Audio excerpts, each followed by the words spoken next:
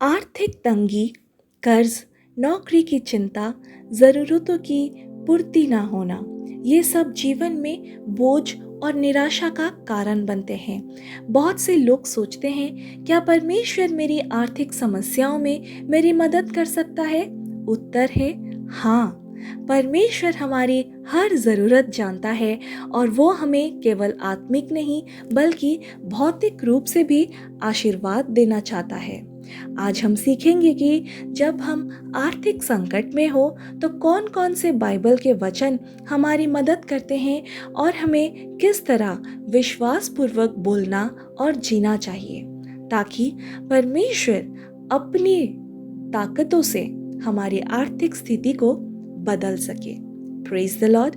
आप सभी को स्वागत करती हूँ एक नए वचन के साथ एक नए दिन में। परमेश्वर आपकी आवश्यकता का स्रोत है, ना कि दुनिया। फिलिपियों के पुस्तक 4:19 में वचन कहता है, मेरा परमेश्वर अपने धन की महिमा के अनुसार मसीह यीशु में तुम्हारी हर एक आवश्यकता पूरी करेगा। आपकी नौकरी, वेतन या ग्राहक आपकी जरिया हो सकते हैं, लेकिन परमेश्वर ही आपका असली स्रोत है।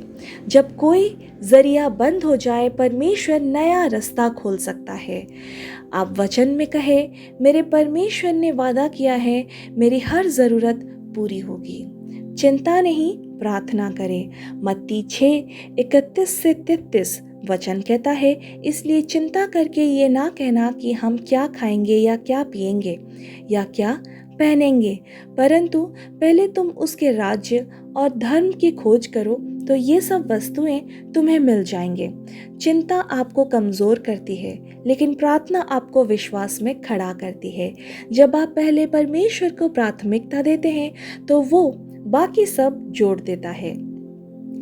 कहे ये वचन, मैं पहले परमेश्वर की इच्छा को खोजूंगा और वो मेरी आर्थिक जरूरतों को निश्चित रूप से पूरी करेगा। बीज बोना यानी आशीर्वाद पाना। नीति वचन 11:24-25 में वचन कहता है, एक जन उदार होता है तो भी उसके पास और अधिक होता है, और दूसरा अत्यंत मितव्ययी होता है, परंतु वो दरिद्र ही रह जाता है। उदार प्राणी समुद्र होता है। जब आप दूसरों को आशीष देते हैं तो आप एक आत्मिक बीज बोते हैं। परमेश्वर उन लोगों को याद रखता है जो दूसरों के लिए एक स्रोत बनते हैं। कहे ये वचन, मैं एक देने वाला बनूंगा क्योंकि परमेश्वर ने मुझे आशीर्वाद देने के लिए चुना है। कर्मठता और परमेश्वर पर भरोसा दोनों साथ। जो आलसी हाथ से काम करता है वो दरिद्र होता है, परंतु जो परिश्रमी है वो धनी होता है। नीति वचन 10:4 में ये वचन कहता है। विश्वास का मतलब ये नहीं कि हम कुछ ना करें और चमत्कार हो जाए। हमें मेहनत करनी है और साथ ही परमेश्वर पर भरोसा भी करना है। ये वचन कहे, मैं ईमानदारी से मेहनत करूंगा और परमेश्वर मेरे काम में वृद्धि देगा। बंधन तोड़ने वाले वचन को बोलिए। व्यवस्था विवरण 28:12 वचन कहता है, तू बहुत लोगों को उधार देगा परंतु किसी से उधार ना लेगा। भजन संहिता 34:10 में वचन कहता है, यद्यपि सिंह बालकों सहित घेर भूखे हो तो भी यहोवा के खोजियों को किसी उत्तम वस्तु की घटी ना होगी। दूसरा कुरिन्थियों 9:8 में वचन कहता है, परमेश्वर तुम्हें हर एक भलाई में समुद्र करने में समर्थ है कि तुम्हारे पास हर समय हर प्रकार की आवश्यकताओं को पूरा करने के लिए बहुत कुछ हो। इन वचनों को दिन में बोले, लिखे और याद करें। ये वचन आपके आत्मिक विश्वास को मजबूत करेंगे और हर परिस्थिति में बदलाव लाएंगे। क्या करें जब आर्थिक परेशानी आए? परमेश्वर को स्रोत माने और जरूरत पूरी होगी।